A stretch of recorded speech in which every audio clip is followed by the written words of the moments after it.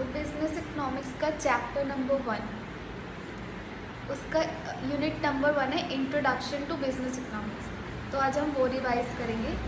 सबसे पहले economics word जो है, इकोनॉमिक्स वर्ड कहाँ से आया है, उसका ओरिजिनेशन क्या है? ओइकोनोमिया, जो एक ग्रीक वर्ड है जिसका मतलब है हाउस होल्ड या हाउस मैनेजमेंट। और 19th सेंचुरी तक इकोनॉमिक्स को क्या बोला जाता था? Political economy. एडम स्मिथ कौन थे? फादर ऑफ इकोनॉमिक्स, जिन्होंने एक बुक लिखी थी जो पॉपुलर थी वेल्थ ऑफ नेशंस के नाम से, और उसका फुल नेम था an enquiry into nature and causes of wealth of nations, जिसको किस ईयर में लिखा गया था? 1776। और इस बुक को फर्स्ट कंसिडर किया गया था the first modern work of economics. तो यहाँ से भी एमसीक्यू पूछा जाता है। इकोनॉमिक्स की 2 प्रॉब्लम्स थी। क्या प्रॉब्लम थी? ह्यूमन बींग्स की अनलिमिटेड वांट्स हैं, और इन वांट्स को पूरा करने के लिए जो भी मीन्स है वो क्या है? स्कार्स। तो इकोनॉमिक्स क्या था कि ये जो रिलेटिवली स्कार्स रिसोर्सेज के लिए क्या वर्ड यूज किया गया है? रिलेटिवली। जो रिलेटिवली स्कार्स रिसोर्सेज हैं उसको कैसे एलोकेट किया जाए जिससे जो अनलिमिटेड वांट्स हैं, अनलिमिटेड वांट्स कैसी? कम्पिटिटिव। ये 2 वर्ड्स याद रखने हैं, स्कार्स रिसोर्सेज के लिए रिलेटिवली, और अनलिमिटेड वांट्स कौन सी है? कम्पीटिंग। सारी वांट्स एक दूसरे से कम्पीट करती है कि हमें पूरा किया जाए। तो इकोनॉमिक्स क्या एक प्रोसेस है जिससे रिलेटिवली स्कार्स रिसोर्सेज को कैसे एलोकेट किया जाए, जो कम्पीटिंग अनलिमिटेड वांट्स है ह्यूमन बींग्स की, उनको सेटिस्फाई किया जाए। साथ ही साथ इकोनॉमिक्स में हम ये भी स्टडी करते हैं कि कैसे स्कार्स रिसोर्सेज को ट्रांसफॉर्म किया जाए गुड्स एंड सर्विसेज से, जिससे जितनी भी इन्फिनाइट वांट्स हैं, यहाँ पर जैसे मिल्क हमारा स्कार्स रिसोर्सेज है, और चीज़, स्वीट, ड्रिंक्स, आइसक्रीम, योगर्ट, ये सारी इन्फिनाइट वांट्स है। तो कैसे स्कार्स जो मिल्क है उसको यूज़ किया जाए, और कैसे वो सारी गुड्स एंड सर्विसेज बनाकर इन्फिनाइट वांट्स को सेटिस्फाई किया जाए, और कैसे हम इन गुड्स और सर्विसेज को सब में डिस्ट्रीब्यूट करेंगे। और सबसे इम्पोर्टेंट चीज़ की जो फर्स्ट डेफिनेशन है इकोनॉमिक्स की, रिसोर्सेज और वांट्स वाली, वो क्या है? नैरो फोकस है, क्योंकि सिर्फ वो 2 चीज़ों पे फोकस कर रहा है कि कैसे हम स्कार्स रिसोर्सेज को यूज़ करके अनलिमिटेड वांट्स को सेटिस्फाई करें। और ये क्या है? डोमेन है modern neo classical micro economic analysis का। ये वर्ड इससे भी एक एमसीक्यू आ रखा है कि जो डेफिनेशन ऑफ इकोनॉमिक्स है जो किस पे फोकस करता है? रिलेटिवली स्कार्स रिसोर्सेज पे टू सेटिस्फाई वांट्स, वो किसका डोमेन है? Domain of modern neo classical micro economic analysis. फिर हमने ये भी देखा था कि इकोनॉमिक्स क्या है? रिसोर्सेज और ह्यूमन वांट्स को पूरा करने के साथ साथ इकोनॉमिक्स डिसीजन मेकिंग भी है। डिसीजन मेकिंग में क्या है कि हम जितने भी हमारे पास डिसीजन हम कब ले सकते हैं? जब हमारे पास बहुत सारी चॉइसेस हैं। और क्वेश्चन ऑफ चॉइस कहाँ राइज होता है? जब प्रोडक्टिव रिसोर्सेज जैसे लैंड, लेबर, मैनेजमेंट ये लिमिटेड है, और रिसोर्सेज को हम ऑल्टरनेटिवली और जगह भी यूज़ कर सकते हैं, वहाँ पर क्वेश्चन ऑफ चॉइस राइज होता है। तो हम डिसीजन मेकिंग में क्या करते हैं? जितने भी हमारे पास ऑल्टरनेटिव्स हैं जो फीजिबल है, फीजिबल क्या है? जो हम कर सकते हैं, जो हमारे पास जिसके लिए रिसोर्सेज हैं, जो इमेजिनेटिव नहीं है, उसको हम इवैल्यूएट करते हैं। फिर जितनी इन्फॉर्मेशन हमारे पास है उसके बेसिस पर रैशनल जजमेंट लेते हैं, और जितनी भी ऑल्टरनेटिव्स है उसमें से चूज़ करके वो डिसीजन लेते हैं जो मोस्ट सुटेबल होता है। और हम क्या लेते हैं? Most efficient alternative. जो लेस एफिशिएंट होता है उसको रिजेक्ट कर देते हैं। तो हमने पढ़ा डिसीजन मेकिंग क्या है? Process of selecting N appropriate alternative. हम क्या सिलेक्ट करते हैं? एप्रोप्रिएट ऑल्टरनेटिव, जिससे हमें मोस्ट एफिशिएंट मीन मिलता है, रिसोर्स मिलता है हमारा जो डिज़ायर एंड है उसको अचीव करने के लिए। और हमने देखा कि हमारे पास 2 या 2 से ज़्यादा कोर्स ऑफ एक्शन होते हैं, उसमें से हम चूज़ करते हैं। डिसीजन मेकिंग तभी अराइज होता है जब हमारे पास चॉइस अवेलेबल होती है। कौन कौन से बिजनेस डिसीजन हम ले सकते हैं? सबसे पहले, क्या मुझे बिजनेस कंटिन्यू करना चाहिए या शट डाउन कर देना चाहिए? जिसे बोलते हैं कंटिन्यूअस शटडाउन डिसीजन। इसके लिए हम इवैल्यूएशन करते हैं, इस इंफॉर्मेशन के बेसिस पे हम क्या करते हैं, डिसीजन लेते हैं। सेकंड, जो प्रोडक्ट में सोच रहा हूँ मुझे लॉन्च करना चाहिए कि नहीं करना चाहिए, क्योंकि उस प्रोडक्ट के लिए हाईली कॉम्पिटिटिव मार्केट इन्वायरमेंट है, तो न्यू प्रोडक्ट। थर्ड, जो प्रोडक्ट मैं बनाने की सोच रहा हूँ उसके लिए जो कंपोनेंट चाहिए, क्या मैं उसको खुद बनाऊँ अपने इन हाउस या बाहर से परचेज करूँ, जिसको बोलते हैं मेक और बाय डिसीजन, जिसका एक कंप्लीट चैप्टर कैसे हम इसको कंप्यूट करते हैं सीए फाइनल के अंदर हम पढ़ें। लास्ट होता है मैंने प्रोडक्ट बना भी लिया तो अब उसकी मार्केटिंग क्या करें, कैसे करें, कि कौन सी स्ट्रैटेजी हम फॉलो करें और कितना मार्केटिंग बजट हम रखेंगे, तो ये होता है मार्केटिंग डिसीजन। ये कुछ टाइप ऑफ बिजनेस डिसीजन है जो हम लेते हैं। यहाँ से भी एमसीक्यू हमने देखा था। अब नेक्स्ट आता है आपका बिजनेस इकोनॉमिक्स। अभी हमने पढ़ा इकोनॉमिक्स क्या है, दो डेफिनेशंस पढ़ी, एक नैरो फोकस वाली रिलेटिव स्कार्स रिसोर्सेज और कॉम्पिटिटिव अनलिमिटेड वॉन्ट्स, और सेकंड हमने कि डिसीजन मेकिंग होता है। तो बिजनेस इकोनॉमिक्स क्या है, जब आप इकोनॉमिक एनालिसिस को, जब डिसीजन मेकिंग कहाँ करते हो, आप बिजनेस में करते हो और इकोनॉमिक थ्योरीज को यूज करके करते हो, तो वो क्या बन जाता है, बिजनेस इकोनॉमिक्स। जिसमें एक डिसीजन ये भी होता है कि ऑर्गेनाइजेशन के जो स्कार्स रिसोर्सेज हुआ है उसका बेस्ट यूटिलाइजेशन कैसे किया जाए। जॉयल डीन, यहाँ से एमसीक्यू आता है, किसने डिफाइन किया बिजनेस इकोनॉमिक्स को in term of use of economic analysis in the formulation of business policies, किसने किया, जॉयल डीन ने। देन बिजनेस इकोनॉमिक्स को मैनेजरियल इकोनॉमिक्स भी कहा जाता है, क्योंकि ये इकोनॉमिक थ्योरी हम ह्यूमन बींग्स, मैनेजमेंट में कौन आता है, ह्यूमन बींग्स आते हैं, ह्यूमन रिसोर्सेज आते हैं ना, तो वो क्या करते हैं, जो थ्योरी में पढ़ा उसको अप्लाई कौन करते हैं रियल वर्ल्ड में, मैनेजमेंट। इसलिए बिजनेस इकोनॉमिक्स को मैनेजरियल इकोनॉमिक्स भी बोला जाता है, क्योंकि इकोनॉमिक थ्योरी को बिजनेस प्रैक्टिस के साथ इंटीग्रेट करता है। और बिजनेस इकोनॉमिक्स सारे जो demand, supply, cost, price, competition, इन सब टूल्स को यूज कर डिसीजन मेकिंग करता है। बिजनेस इकोनॉमिक्स जो है वो अप्लाइड इकोनॉमिक्स का कंपोनेंट है, क्योंकि अप्लाइड का मतलब क्या है, कुछ करना, कुछ अप्लाई करना। जितनी भी हमने इकोनॉमिक्स थ्योरीज देखी उसको क्या करते हैं हम बिजनेस के रियल वर्ल्ड में अप्लाई करते हैं। तो अप्लाइड इकोनॉमिक्स क्या करता है, गैप जो है इकोनॉमिक थ्योरी और बिजनेस प्रैक्टिस के बीच में जो गैप है उसको ब्रिज करता है, उसको कंप्लीट करता है। इकोनॉमिक थ्योरीज हाइपोथेटिकल भी है, सिंपलिस्टिक भी है नेचर में, क्योंकि ये किस मॉडल्स के ऊपर बेस्ड है, जो सिंपल एजम्पशंस के ऊपर बेस्ड है। तो हमने पीछे भी पढ़ा कि गैप जो है ना इकोनॉमिक थ्योरी के जो प्रपोजिशंस है कि लॉ ऑफ डिमांड क्या कहता है और जो एक्चुअल रियल इकोनॉमिक वर्ल्ड है, उस दोनों की गैप को ये कंप्लीट करता है। बिजनेस इकोनॉमिक्स का जो कनेक्शन है और भी डिसिप्लिन्स जैसे economic theory, micro, macro, operational research, statistic, mathematics, theory of decision making, इन सब से क्लोज कनेक्शन है। बिजनेस इकोनॉमिक्स इन सब की थ्योरीज को यूज करके बिजनेस डिसीजन लेता है।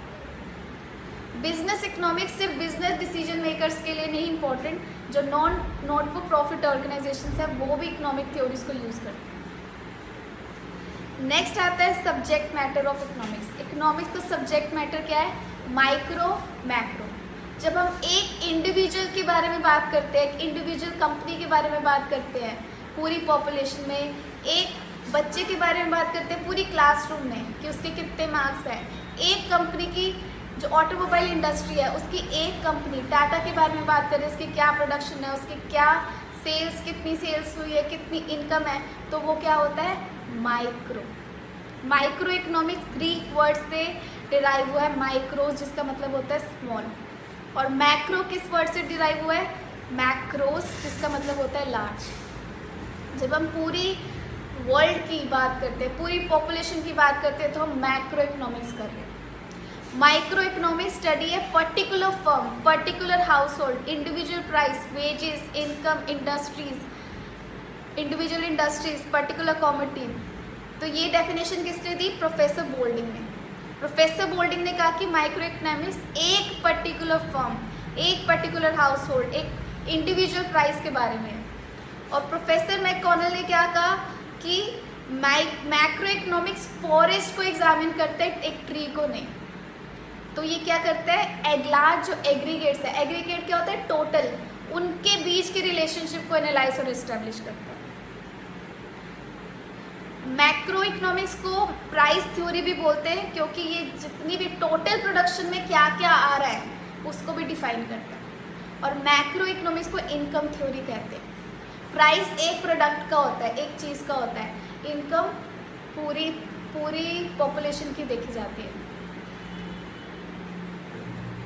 माइक्रो इकोनॉमिक्स किस इश्यूज के साथ डील करता है, प्रोडक्ट की pricing, factor pricing, location of industry, consumer behaviour of firms, economic condition of a section of society. जबकि मैक्रो इकोनॉमिक्स कैसे इश्यूज के साथ डील करता है, पूरी नेशनल इनकम, पूरा नेशन का क्या आउटपुट है, एम्प्लॉयमेंट जब देखी जाती है कंट्री की देखी जाती है कि उसमें कितनी एम्प्लॉयमेंट है। इकोनॉमिक ग्रोथ पूरी कंट्री की देखी जाती है कि पूरी कंट्री में कितना ग्रोथ हो रहा है। General price level and interest rates, balance of trade and balance of payment, external value of currency and overall level of sales and investment. ये सब मैक्रो इकोनॉमिक्स डील करती है इश्यूज। देन नेक्स्ट टॉपिक है nature of business economics. Nature of business economics में हमने सबसे पहले देखा था कि साइंस, बिजनेस इकोनॉमिक्स क्या है, साइंस। और साइंस के क्या फीचर्स होते हैं, सिस्टमेटिक बॉडी ऑफ नॉलेज जो क्या इस्टेब्लिश करती है, कॉस्ट एंड इफेक्ट रिलेशनशिप। तो बिजनेस इकोनॉमिक्स भी क्या करती है, जितनी भी थ्योरीज है, थ्योरीज क्या है, सिस्टमेटिक बॉडी ऑफ नॉलेज, और उसको क्या करते हैं हम लोग, उसको यूज करते हैं। तो जो उसमें भी क्या बता रखा होता है कि आप ऐसे करोगे, प्राइस बढ़ेगा तो जो डिमांड है वो कम होगी, तो कॉज एंड इफेक्ट रिलेशनशिप बता रहे हैं। इसलिए बिजनेस इकोनॉमिक्स को क्या बोला जाता है, साइंस। देन बिजनेस इकोनॉमिक्स को आर्ट भी बोला जाता है। क्यों, आर्ट क्या होता है, जो भी नॉलेज है, जो भी स्किल है, उसको प्रैक्टिस करना, practical application of rules and principles. तो बिजनेस इकोनॉमिक्स भी यही करता है, जो भी थ्योरीज में रूल्स एंड प्रिंसिपल्स दे रखे हैं उसको प्रैक्टिकली रियल वर्ल्ड में, बिजनेस वर्ल्ड में अप्लाई करते हैं। देन माइक्रो इकोनॉमिक बेस्ड, हमने पढ़ा था बिजनेस इकोनॉमिक्स इंडिविजुअल लोगों की, इंडिविजुअल इस्टेब्लिशमेंट की डिसीजन मेकिंग प्रॉब्लम से कंसर्न है। तो हम यहाँ पर क्या करते हैं, तो हम यहाँ पर बिजनेस इकोनॉमिक्स में माइक्रो इकोनॉमिक्स की टेक्निक को ज़्यादा यूज़ करते हैं। देन आता है macro analysis based. Macro analysis हमने पढ़ा था कि बिजनेस जो है एक्सटर्नल इन्वायरमेंट से भी इफेक्टेड है, political environment, political factors, government की पॉलिसीज, इंटरेस्ट रेट्स, और जितनी भी लेवल ऑफ इनकम और एम्प्लॉयमेंट है, जनरल प्राइस लेवल, इन सब से इफेक्टेड है। तो यहाँ पर हमें इन फैक्टर्स को एनालाइज करने के लिए, डील करने के लिए क्या चाहिए, मैक्रो इकोनॉमिक्स, उसकी थ्योरीज चाहिए। तो इसलिए मैक्रो एनालिसिस बेस्ड भी है business economics. Then business economics private enterprises और थ्योरी ऑफ मार्केट है, इनको यूज़ करता है जितने भी रिसोर्सेज एलोकेट करने के लिए। और बिजनेस इकोनॉमिक्स जो दूसरे डिसिप्लिन्स हैं, mathematics, operational research, management theories, accounting, marketing, इन सब की थ्योरीज को, इन सब के अंदर जो रूल्स एंड रेगुलेशंस हैं, जो प्रैक्टिसेस है, उनको लेकर बाकी डिसीजंस लेता है। तो इसलिए बिजनेस इकोनॉमिक्स को इंटरडिसिप्लिनरी भी बोलते हैं। नेक्स्ट 7th इज जो बिजनेस इकोनॉमिक्स है, हमने देखा डिसीजन मेकिंग है। तो डिसीजन कहाँ लेते हैं, जहाँ हमें प्रॉब्लम होती है। तो business economics problem solving in nature है। तो यहाँ पर बिजनेस इकोनॉमिक्स क्या करता है कि जितनी भी प्रॉब्लम्स है रियल वर्ल्ड में, इकोनॉमिक्स थ्योरीज में से वो रूल्स एंड रेगुलेशन और जितना भी इंफॉर्मेशन चाहिए वो थ्योरीज देगा और वहाँ पर अप्लाई कर देगा। तो वो क्या करता है, टैकल करता है प्रॉब्लम जो एक फर्म फेस कर रही है रियल वर्ल्ड में। The last business economics positive economics है या फिर नॉर्मेटिव इकोनॉमिक्स। अब पॉजिटिव इकोनॉमिक्स क्या होती है, वो इकोनॉमिक्स जो फैक्ट बताती है कि है क्या, व्हाट इज, जहाँ व्हाट इज आता है वो क्या है, पॉजिटिव इकोनॉमिक्स। और जहाँ पर व्हाट ऑट टू बी मतलब क्या होना चाहिए, तो वो होती है हमारी नॉर्मेटिव इकोनॉमिक्स। पॉजिटिव इकोनॉमिक्स हमें कॉज एंड इफेक्ट के रिलेशनशिप के बारे में बताती है कि हम ये करेंगे तो ऐसे होगा, यहाँ पर कोई भी जजमेंट सजेशन नहीं दी जाती, जबकि नॉर्मेटिव में क्या किया जाता है, हम असेसमेंट करते हैं एक्टिविटी का और उस पर एडवाइस, सजेशंस, जजमेंट पास करते हैं। पॉजिटिव इकोनॉमिक्स के बारे में किसने बताया, रॉबिन्स। रॉबिन्स ने कहा कि आपके मीन्स, आपके एंड्स, दोनों जो एंड्स हैं वो न्यूट्रल होने चाहिए। एंड्स क्या होते हैं, हमारी वॉन्ट्स, सारी वॉन्ट्स न्यूट्रल होनी चाहिए कि अगर आप ये भी लोगे दूसरी नहीं लोगे तो आपको कोई फर्क नहीं पड़ेगा। नेक्स्ट जो नॉर्मेटिव इकोनॉमिक्स है, मार्शल एंड पिग्यू के अकॉर्डिंग वो वेलफेयर इकोनॉमिक्स पे बेस्ड है। यहाँ पर कोई भी न्यूट्रलिटी के बारे में नहीं बोला कि अगर आप एंड्स को कंप्लीट न्यूट्रल रखोगे ना वो फिजिबल है ना डिज़ायरेबल है। तो यहाँ पर ये लोग क्या करते हैं कि इकोनॉमिक्स मेजर्स क्या आप कर सकते हो सजेस्ट करता है ताकि आप सोशली डिज़ायरेबल एंड्स को अचीव कर सको। हमने कुछ एग्जाम्पल्स भी दिए थे जो एमसीक्यू में पूछ सकते हैं, इसमें से एक एग्जाम्पल डालकर कि ये पॉजिटिव है या नॉर्मेटिव है। जहाँ पर आपको फैक्ट बता रहा है व्हाट इज, क्या हो रहा है, वो क्या है, पॉजिटिव इकोनॉमिक्स। जहाँ पर आपको कुछ सजेशन दी जा रही है या क्या हो सकता है, वो क्या होगा, नॉर्मेटिव इकोनॉमिक्स। तो एक दो एग्जाम्पल देखते हैं। प्लान्ड इकोनॉमिक्स एलोकेट रिसोर्सेज विया गवर्नमेंट डिपार्टमेंट्स। तो ये एक फैक्ट बता रहा है कि जो प्लान्ड इकोनॉमिक्स होती है अपने रिसोर्सेज को गवर्नमेंट डिपार्टमेंट्स के थ्रू एलोकेट करती है। जैसे माइक्रो इकोनॉमिक्स में क्या है, रिड्यूसिंग इनइक्वालिटी। इनइक्वालिटी रिड्यूस करने से क्या होगा, should be major priority for mixed economy. इसको ऐसे करने से क्या होगा, ये मेजर प्रायोरिटी होनी चाहिए मिक्स्ड इकोनॉमी, ठीक है। जहाँ पर कुछ सजेशन दिया जा रहा है वो क्या होगा, हमारा macro economics. Next, most transitional economics में एक्सपीरियंस करते हैं हम problem of falling output and rising prices. ये भी फैक्ट बताया जा रहा है। Next, changing the level of interest rate is a better way. यहाँ पर सजेशन दी जा रही है कि अगर हम इंटरेस्ट रेट का लेवल चेंज कर देंगे तो ये बेटर वे है इकोनॉमी को मैनेज करने का। देन आता है आपका scope of business economics. Scope मतलब आपका बिजनेस इकोनॉमिक्स क्या क्या चीज़ों को कवर करता है। ये एक ऑर्गेनाइजेशन है, ये हमारा बिजनेस है। बिजनेस का एक इंटरनल इन्वायरमेंट होता है जहाँ पर सारा काम चल रहा होता है, और एक ऐसा इन्वायरमेंट होता है जो उसको इफेक्ट करता है, जो आउटर इन्वायरमेंट होता है। इंटरनल और ऑपरेशनल इश्यूज जो हैं वो कौन से रिजॉल्व करता है, माइक्रो इकोनॉमिक थ्योरीज। और जो बाहर के एक्सटर्नल और इन्वायरमेंटल इश्यूज है वो कौन किससे हम एनालाइज करके सॉल्व करते हैं, मैक्रो इकोनॉमिक्स। इंटरनल और ऑपरेशनल इश्यूज जो है क्या क्या है, choice of business, product decision, technology factor combinations, pricing and sale promotion, financing, management of investment and inventory. तो इनको सॉल्व करने के लिए हमने क्या क्या थ्योरीज देखी, डिमांड एनालिसिस। डिमांड को कैसे एनालाइज करते हैं, आप देखते हो कि मार्केट में कंज्यूमर का बिहेवियर कैसे है और उससे जो भी डिटर्मिनेंट्स है डिमांड, कैसे price of commodity, consumer income, price of related commodities, consumer taste and preferences, इनसे आप डिमांड एनालाइज करते हो। फिर उसके बाद आप डिमांड को फोरकास्ट भी करते हो कि कितनी क्वांटिटी चाहिए होगी आपको, एक एस्टिमेशन बनाते हो। डिमांड फोरकास्ट क्यों करते हैं, ताकि हमारे पास एक फर्म के पास राइट क्वांटिटी और राइट टाइम पे, और फैक्टर्स जो भी प्रोडक्शन करने के लिए आपको फैक्टर्स चाहिए, लैंड, लेबर, कैपिटल मैनेजमेंट, वो भी आपको पहले से पता हो हमें इतना ज़रूरत होगा। तो उसके लिए हमें डिमांड को फोकस करना ज़रूरी है, और यहाँ पर भी कुछ साइंटिफिक टूल्स को यूज़ करके हम डिमांड को फोकस करते हैं। देन आता है कॉस्ट एनालिसिस। अब कॉस्ट एनालिसिस क्यों ज़रूरी है, इससे क्या होता है कि हम देख पाते हैं कि जब आउटपुट बढ़ता है, जब हम लार्ज स्केल में प्रोडक्शन करते हैं तो हमारी जो कॉस्ट होती है पर यूनिट वो कम होती जाती है। या हम टाइम पीरियड चेंज करते हैं, अपने प्लांट का साइज चेंज करते हैं, तो उससे क्या होता है, उससे कॉस्ट पे क्या इफेक्ट आता है, उससे कॉस्ट बढ़ रही है, कम हो रही है। तो हम यहाँ पर इससे क्या होता है, जब हम बिहेवियर को ऑफ कॉस्ट को रिकॉग्नाइज कर लेते हैं, हम आइडेंटिफाई कर पाते हैं कि हम अपने प्रॉफिट को कैसे मैक्सिमाइज कर सकते हैं। हमने पढ़ा था कि हम प्रॉफिट को दो तरीके से मैक्सिमाइज कर सकते हैं, या तो अपनी कॉस्ट को कम करके या सेलिंग प्राइस को बढ़ाकर। सेलिंग प्राइस को बढ़ाना थोड़ा कॉम्प्लिकेटेड होता है, पर अपनी कॉस्ट को रिड्यूस करना उसके बहुत सारे वेज होते हैं। देन आता है प्रोडक्शन एनालिसिस। प्रोडक्शन थ्योरी क्या बताती है, आपने कितना रॉ मटेरियल डाला, कितना आउटपुट आया। रॉ मटेरियल क्या है हमारा इनपुट और फिनिश गुड क्या है हमारा आउटपुट। उन दोनों के बीच के रिलेशनशिप को बताती है प्रोडक्शन थ्योरी।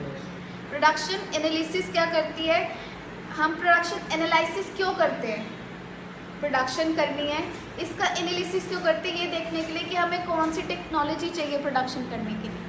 देन हम कैसा लीस्ट कॉस्ट इनपुट मिक्स दें, हमारे रॉ मटेरियल लेबर जिसमें हमें कॉस्ट कम पड़ रही है और आउटपुट क्या आ रहा है, अच्छा आ रहा है, technical efficient way of producing output हम अचीव कर पा रहे हैं।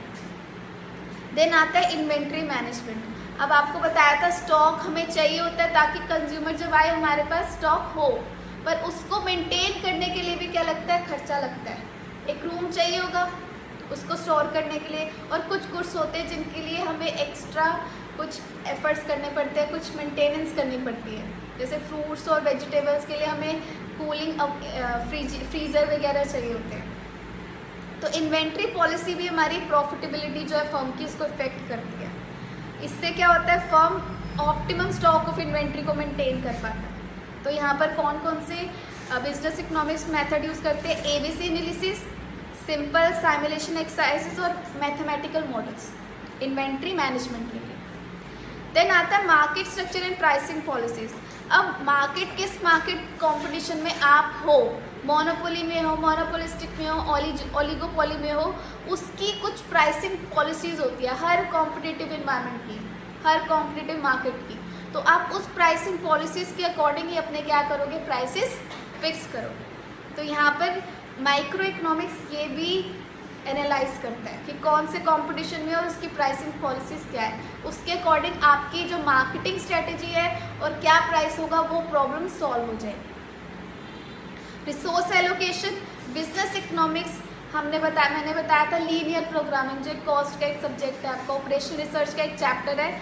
इसमें क्या होता है, इसमें इक्वेशंस के थ्रू आप अपनी एडवांस टूल्स की हेल्प से आपके पास जितने रिसोर्सेज हैं आप उसको ऑप्टिमम यूटिलाइज कर पाते हो।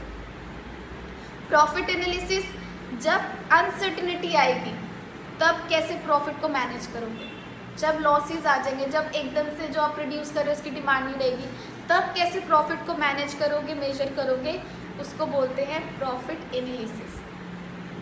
द नेक्स्ट कि capital and investment decision, theory of capital and investment decision. यहाँ पर मैंने कैपिटल बजटिंग के बारे में बताया था कि आपके पास पैसा है, आपको इन्वेस्ट करना है, आपके पास बहुत सारे ऑप्शंस हैं, तो आप हर ऑप्शन को एनालाइज करोगे किसमें ज़्यादा अच्छी रिटर्न आ रही है, जिसमें कैपिटल बजटिंग टेक्निक होती है जिसमें हम हर प्रोजेक्ट की नेट प्रेजेंट वैल्यू बनाते हैं, आउटपुट कितना, आउटफ्लो कितना हो रहा है और इनफ्लो कितना होगा उसकी प्रेजेंट वैल्यू लेकर कंपेयर करते हैं, जिसका पॉजिटिव आता है हम उसको ले लेते हैं, उसमें इन्वेस्ट करते हैं। तो बिजनेस इकोनॉमिक्स क्या करता है, सपोर्ट करता है डिसीजन मेकिंग और एलोकेशन ऑफ स्कार्स कैपिटल। पैसा तो आपके पास कम ही है, आपको कहाँ इन्वेस्ट करना है, आपके पास ऑप्शंस बहुत सारे हैं।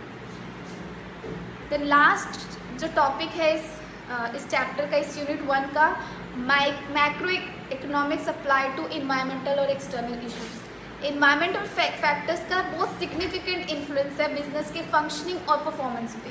तो कौन कौन से मैक्रो इकोनॉमिक फैक्टर्स हैं, आप किस टाइप ऑफ इकोनॉमिक सिस्टम में हो, अभी नेक्स्ट यूनिट में पढ़ेंगे। 3 तरीके की होती है, कैपिटलिस्ट, मिक्स्ड और सोशलिस्ट। 3 तरीके की इकोनॉमिक सिस्टम है, आप किस में फिक्स करो, आप कौन सी इकोनॉमिक सिस्टम में हो, आपको ये भी मैक्रो इकोनॉमिक्स बताएगा। कौन सी स्टेज पे हो बिजनेस साइकिल के, आपने रॉ मटेरियल बना लिया, WIP ऑफ फिनिश्ड पे हो, डेटर्स वाले स्टेज पे हो, या डेटर्स से सेल से आपने कैश में कन्वर्ट कर लिया। नेशनल इनकम पे क्या जनरल ट्रेंड्स हैं, एम्प्लॉयमेंट, प्राइसेस, सेविंग, इन्वेस्टमेंट के क्या जनरल ट्रेंड्स हैं। गवर्नमेंट की इकोनॉमिक पॉलिसी क्या है, इंडस्ट्री के लिए क्या पॉलिसी निकाली है, कंपटीशन के लिए क्या पॉलिसी निकाली है, मॉनेटरी फिस्कल पॉलिसी क्या है, प्राइस पॉलिसी क्या है, फॉरेन ट्रेड पॉलिसी क्या है, ग्लोबलाइजेशन पॉलिसीज क्या है। ये मैक्रो इकोनॉमिक्स बेस्ड फैक्टर्स हैं। नेक्स्ट, फाइनेंशियल सेक्टर और कैपिटल मार्केट। बिजनेसमैन के लिए फाइनेंशियल सेक्टर बहुत इंपॉर्टेंट है, वहीं से उसको फंड्स आते हैं, उसकी क्या वर्किंग है, बिजनेस के लिए वो क्या फ़ायदा दे रहा है। देन सोशियो इकोनॉमिक ऑर्गेनाइजेशन जैसे trade unions, producer consumer unions और cooperatives. Then last one social and political environment. तो ये आपका यूनिट नंबर 1 था जो आज हमने पूरा रिवाइज किया। सो बिजनेस इकोनॉमिक्स का चैप्टर नंबर 1, उसका यूनिट नंबर 1 है इंट्रोडक्शन टू बिजनेस इकोनॉमिक्स। तो आज हम वो रिवाइज करेंगे। सबसे पहले इकोनॉमिक्स वर्ड जो है